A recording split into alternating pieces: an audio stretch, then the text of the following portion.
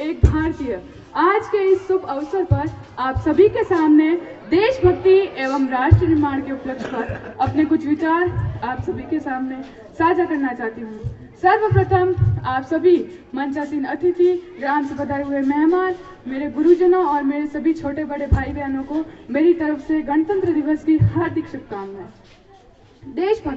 देशभक्ति सुनते ही हमारे विचार में आने लगता है कि देशभक्ति क्या है। तो मैं ये पहले ही स्पष्ट कर दूं कि अपने परिवार, अपने समाज, अपने देश के प्रति समर्पण का भाव है देशभक्ति, और हर एक देशद्रोही के जीवन में आने वाला तूफान है हमारी ये सच्ची देशभक्ति, ताकि हर एक देशद्रोही समझ सके कि अगर तू परिंदा है तो ये आसमान तेरा है, अगर तू दरिंदा है तो ये जमीन तेरी है। रहना है भाईचारे से तो रह इस जमीन पर, नहीं तो ये शमशान भी तेरी है और ये शमशान घाट भी तेरा है और ये शमशान घाट भी तेरा है। एक देशद्रोही से ज्यादा देशभक्ति तब आहत होती है जब एक बेटा अपने बूढ़े माँ बापों को वृद्धाश्रम की चौखट पर छोड़ आता है। करा उठती है वह देशभक्ति जब किसी मुसीबत में फंसे इंसान की मदद करने से ज्यादा हम सेल्फी लेकर लाइक्स बढ़ाने में रहते हैं। आज के इस दौर का वह युवा जिसके ऊपर अपने परिवार, अपने समाज, अपने देश को बांधे रखने की जिम्मेदारी थी, वही युवा अपनी 4 बाय 4 इंच की छोटी सी स्क्रीन पर अपनी कोमल कोमल अंगुलियों से अपनी भावनाओं की इमोजी शेयर करता है।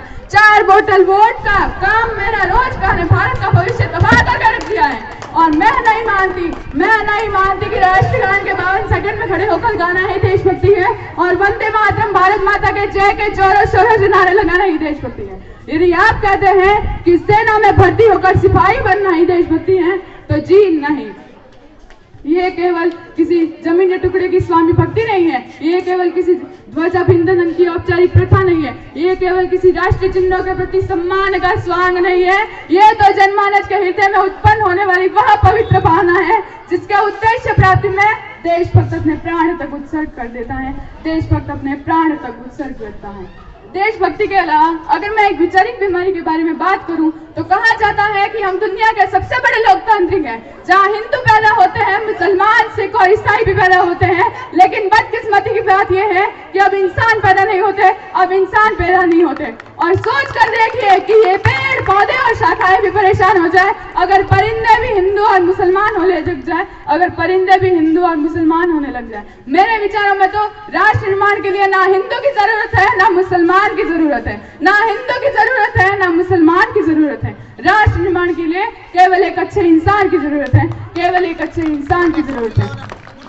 अगर मैं शिक्षा के क्षेत्र में बात करूं तो बड़े ही आश्चर्य की बात है कि जिस देश ने और नालंदा देकर के विश्वविद्यालय की बुनियाद रखी, आज विश्व के 100 सर्वश्रेष्ठ विश्वविद्यालय में हमारा एक भी विश्वविद्यालय खड़ा नहीं हो पाता है, जहां पर हमारे पास एक और IIT, IIM और NIT जैसे शिक्षण संस्थान है, वही दूसरी ओर हमारे गरीबों के बच्चों को बेरोजगार की जमात में खड़ा कर उनके